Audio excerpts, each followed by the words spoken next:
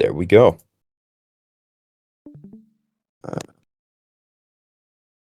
So is this all visible?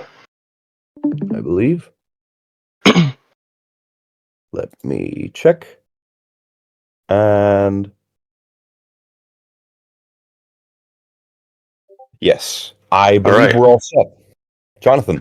All right, very good. So this last kaiju should be pretty recognizable, I think, to most people. It's a remodel for MECHAGODZILLA 2021, and well, this is something that I've personally wanted to do for a very long time, and I've talked about it a lot before.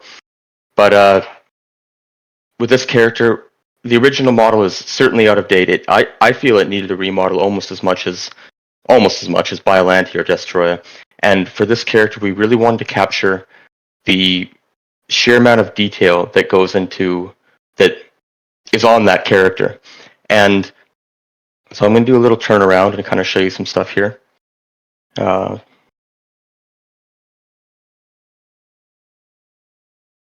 This is fully in line with our performance requirements, so it shouldn't lag you in game.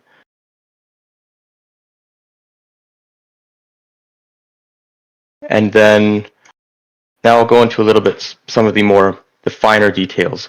So you can see a lot of this, but when you actually zoom in on a lot of areas, we've really filled it to the brim with as much detail as we possibly can. So, for example, if I zoom in on the face, everything's modeled to an extreme level of detail. He has individual rivets covering his head, individual webbing. All the mechanical parts are here, and they do function, which is something quite cool to see. He's got these plates around his eyes, and the eyes are movable, so that's quite cool. And they sort of simulate some form of joint that would hold an eyeball in. He's got his grinders in his mouth, top and bottom. And as a small bit of artistic detail, I put some searchlights on him because I thought that was kind of a cool thing from Pacific Rim. One thing I would point out is, while this character has an immense amount of detail, he's actually should be more performant than the old MG21 model in the game. So if you can run the current MECHAGODZILLA model, you should be able to run this model. I know that's something we've gotten a lot of concern about in the past, but fortunately for everyone, we've been very careful about that, and it should all work out. I do have now we've got some custom materials set up that I'd like to show you for his rendering, which is something like this. This isn't perfectly accurate, but we're trying to capture a little bit of the worn metal look. And I think it does work with the red glow of the tail and all the spines. Now, something much more interesting about this character is not just the fact that he's got a very, very high level of detail. It's that all his detail is functional. So from a modeling perspective, we threw the kitchen sink at this model to make every single thing on him work. If you see a mechanical part on him, it does function. So I'll show some of that right now.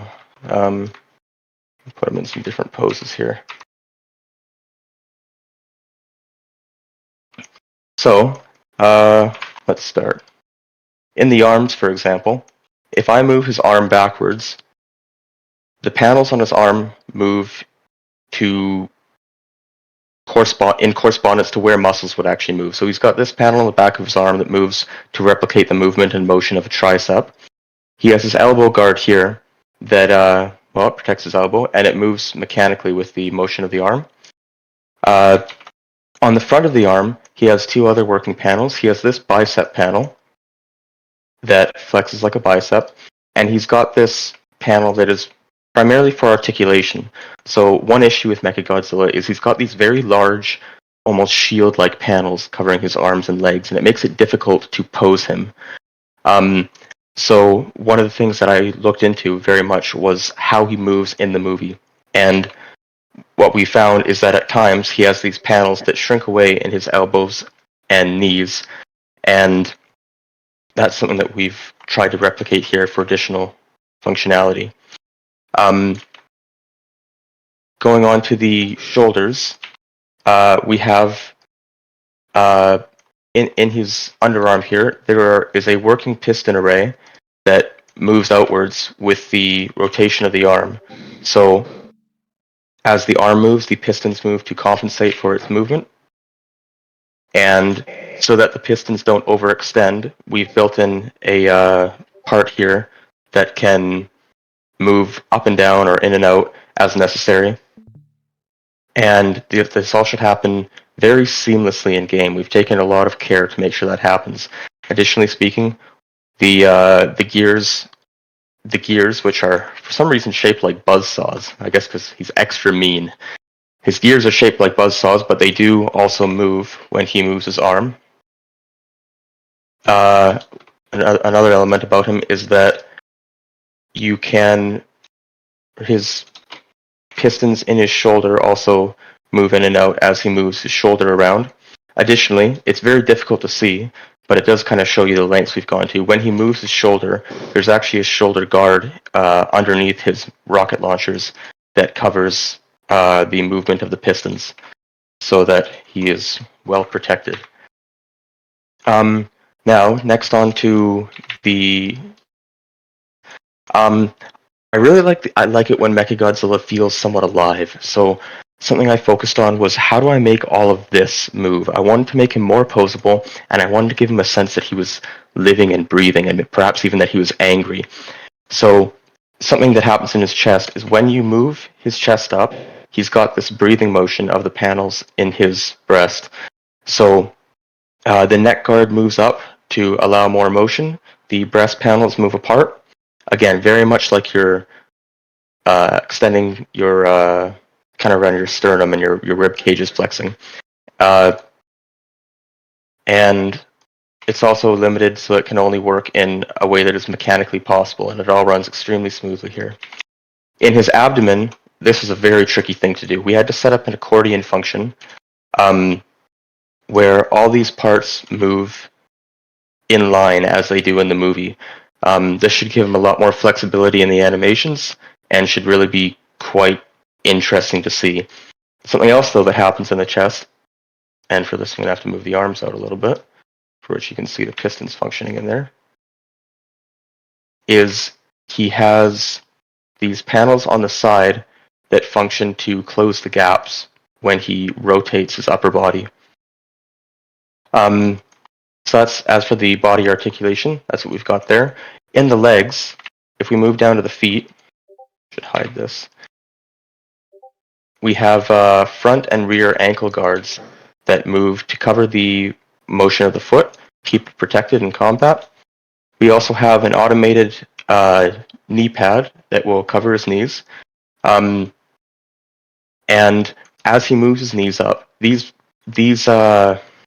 things, whatever they are, they will pump as he moves his knees to allow for more motion, and it really makes him more fluid as he moves. And last but not least level of detail is that the pistons in his hips all function individually to accommodate a very large range of motion. Additionally speaking, this portion here slides in and out, so when pistons would become over-adjusted or overextended in real life, they can be adjusted so that they flex as desired. And this all provides a very, very smooth and linear motion for the legs. And then the last thing that I'd like to show for Mechagodzilla here is some of his weapons, because every Mechagodzilla needs that. So regarding his tail drill, it transforms from the regular tail, so that can be used. That's pretty cool. But much better than that is the ability to rocket dash, as he does in the movie. So we have full spine control. We also have control of even the internal sections of his rockets inside of him that can be open and closed as we please. And all of this functions while all the other mechanical functions are happening at once. So it's to an extremely high level of detail, and it should perform well in game, and I really can't wait for you guys to see it in game. All right, then. Thank you, Jonathan. Everybody, again, show your appreciation to Jonathan and the sheer masterpiece he has produced right here. Here's another pose real quick of MG21, our upcoming model. Yeah, thank you, Jonathan, for showing it off to us. Glad to. All right. With that, we